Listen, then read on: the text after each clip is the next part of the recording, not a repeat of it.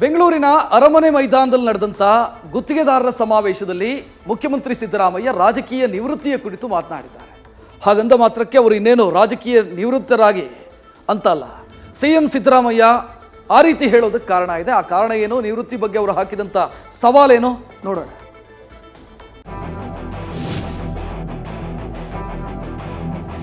LOC ಬಿಡುಗಡೆ ಮಾಡಲಿಕ್ಕೆ 5 ಪೈಸೆ ಯಾವನಾರು ಕಾಂಟ್ರಾಕ್ಟರಿಂದ ಕೇಳಿದ್ದೀನಿ ಅಂತಂದ್ರೆ ರಾಜಕೀಯ ನಿವೃತ್ತಿ ಪಡೆದು ಬಿಡ್ತೀನಿ ನಾನು.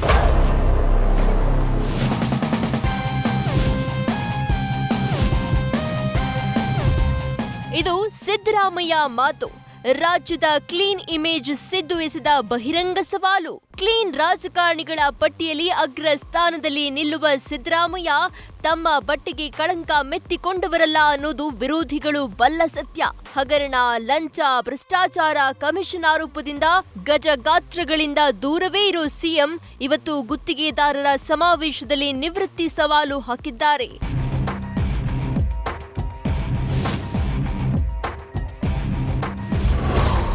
ಸಿಎಂ ಸಿದ್ದು ಬಾಯಲ್ಲಿ ಏನಿದು ಅಚ್ಚರಿಯ ನಿವೃತ್ತಿ ಮಾತು. ಕಮಿಷನ್ ಪರ್ಸೆಂಟೇಜ್ ವಿಚಾರದಲ್ಲಿ ಸಿದ್ದು ಸವಾಲೇನು? ಗುತ್ತಿಗೆದಾರರಿಂದ 5 ಪೈಸೆ, ಕೇವಲ 5 ಪೈಸೆ ಕಮಿಷನ್ ಪಡೆದಿದ್ರು ರಾಜಕೀಯ ನಿವೃತ್ತಿ ಕೊಡ್ತೀನಿ, ಹೀಗಂತ ಸಿಎಂ ಸಿದ್ದರಾಮಯ್ಯ ಸವಾಲು ಹಾಕಿದ್ದಾರೆ. ಅಂದಹಾಗೆ ಬೆಂಗಳೂರಿನಲ್ಲಿ ನಡೆದ ಗುತ್ತಿಗೆದಾರರ ಸಮಾವೇಶದಲ್ಲಿ ಭಾಗವಹಿಸಿದ್ದ ಸಿಎಂ ಸಿದ್ದರಾಮಯ್ಯ ತಮ್ಮ 2 ಅವಧಿಯ ಕ್ಯಾಲೆಂಡರ್ ಹಾಳೆ ತಿರುಗಿಸಿ ಉತ್ತರ ನೀಡಿದ್ದಾರೆ.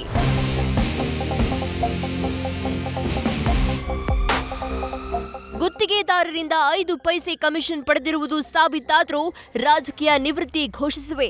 2013ರಿಂದ 2018ರವರೆಗೆ ಮೊದಲ ಬಾರಿಗೆ ಮುಖ್ಯಮಂತ್ರಿಯಾಗಿದ್ದೆ.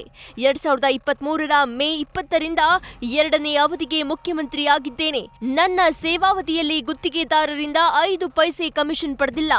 ನಾನು ಕಮಿಷನ್ ಪಡೆದಿದ್ದೇನೆ ಎಂಬುದು ಸಾಬೀತಾದ್ರೆ ರಾಜಕೀಯದ ನಿವೃತ್ತಿಯಾಗುವೆ ಅಂತ ಸಭೆಯಲ್ಲಿ ಘಂಟಾಘೋಷವಾಗಿ ಹೇಳಿದ್ರು.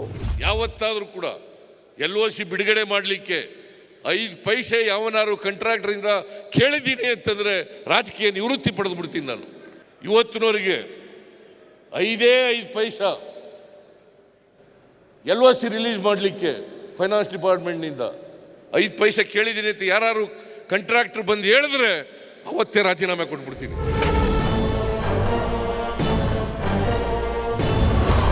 ಹಣ ರಿಲೀಸ್ಗೆ ನಾನೇನು ದುಡ್ಡು ಪ್ರಿಂಟ್ ಮಾಡಬೇಕೆ? ಹಂತ ಹಂತವಾಗಿ ಬಿಲ್ ಕ್ಲಿಯರ್ ಭರವಸೆ ಕೊಟ್ಟ ಸಿಎಂ. ಇನ್ನು ಗುತ್ತಿಗೆದಾರರು ಕೊಟ್ಟ ಮನವಿ ಪತ್ರವನ್ನ ಕೂಲಂಕುಷವಾಗಿ ಪರಿಶೀಲನೆ ಮಾಡುವ ಭರವಸೆ ಕೊಟ್ಟ ಸಿಎಂ ಒಂದೇ ಸಾರಿ ಬಿಲ್ ಕೊಡಲು ಆಗುವುದಿಲ್ಲ. ಹಾಗೆ ಮಾಡಲು ನಾನೇನು ದುಡ್ಡು ಪ್ರಿಂಟ್ ಮಾಡಲೇ ಹಂತ ಹಂತವಾಗಿ ಬಿಲ್ ಕ್ಲಿಯರ್ ಮಾಡುತ್ತೇನೆ ಅಂತ ಭರವಸೆ ನೀಡಿದ್ದಾರೆ. ಸಿಎಂ ಭಾಷಣ ಮುಗಿಯುತ್ತಲೇ ಡಿಸಿಎಂ ಆಗಮನ.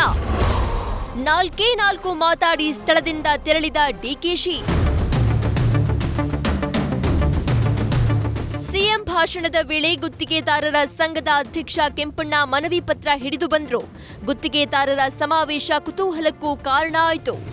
ಇನ್ನೊಂದು ನಾವೇನು ಅಂದರೆ ಒಂದು ಇದು ಮಾಡ್ತಾ ಇದ್ದೀವಿ, ಕ್ವಾಲಿಟಿ ಟೆಸ್ಟ್ಗೆ ಅದನ್ನೇ ಹೇಳಿದೆ, ನಾನು ಕೇಳಿಸ್ಕೊಳ್ಳಿಲ್ಲ. ನೀವು ಹೇಳಿದೆ ಅದು ಇಂಪಾರ್ಟೆಂಟ್. ಆಮೇಲೆ ನಾವು ಹುಡುಕೊಂಡ್ರೆ ಯಾರು ಸರ್ ಕೊಡ್ತಾರೆ? ನಿಮ್ಮ ಆಫೀಸರ್ಗಳು ಕೊಡ್ತಾರೆ ಸರ್. ನಾನು ಒಂದು ಡೈರೆಕ್ಷನ್ ಕೊಡಿ, ಅವ್ರಿಗೊಂದು 5 ಎಕರೆ ಜಮೀನು ಕೊಡಿ ಅಂತ ನಾಳೆ ಕೊಡ್ತಾರೆ. ನಾವು ಕೇಳಿದ್ರೆ ಗೆಲ್ರಿ ಅಂತಾರೆ. ದಯವಿಟ್ಟು ಡೈರೆಕ್ಷನ್ ಅಥಾರಿಟಿ. ಕೂತ್ಕೊಳ್ಳಿ, ಡೆಪ್ಟಿ ಚೀಫ್ ಮಿನಿಸ್ಟರ್ ಬರ್ತಾ ಇದ್ದಾರೆ, ಅವ್ರು ಬಂದ್ಮೇಲೆ ಅವರು ಮಾತಾಡ್ತಾರೆ. ಕೂತ್ಕೊಳ್ಳಿ. ಇನ್ನು ಕಾರ್ಯಕ್ರಮಕ್ಕೆ ಆಗಮಿಸಿದ ಡಿಸಿಎಂ ಅವರನ್ನ ಸಿಎಂ ಸ್ವಾಗತಿಸಿದ್ರು. ಅದಾದ ಬಳಿಕ ಡಿಕೆಶಿ ಸಹ ಸನ್ಮಾನ ಸ್ವೀಕರಿಸಿ ಎಲ್ಲ ವಿಘ್ನ ಬಗೆಹರಿಯಲಿ ಅಂತ ವೇದಿಕೆಯಿಂದ ಹೊರ ನಡೆದೇ ಬಿಟ್ರು. ರಾಜ್ಯದ ಉಪಮುಖ್ಯಮಂತ್ರಿಗಳು ಬಂದಿದ್ದಾರೆ, ಅವರಿಗೆ ನಿಮ್ಮೆಲ್ಲರ ಪರವಾಗಿ ಸ್ವಾಗತವನ್ನು ಬಯಸ್ತಾ ಇದ್ದೇನೆ.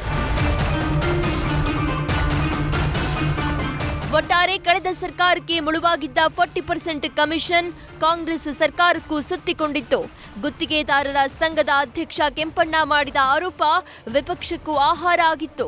ಕಮಿಷನ್ ಆರೋಪ ತೀವ್ರ ರಾಜಕೀಯ ಕೋಲಾಹಲಕ್ಕೆ ಕಾರಣವಾಗಿತ್ತು. ಈಗ ಸಿಎಂ ಭರವಸೆ ಬಳಿಕ ಎಲ್ಲವೂ ನಿರಾಳವಾಗಿದೆ. Harish Kakol, political bureau, news first. News first ನಿರ್ಭೀತಿಯಿಂದ ನಿಮ್ಮ ಪರವಾಗಿ.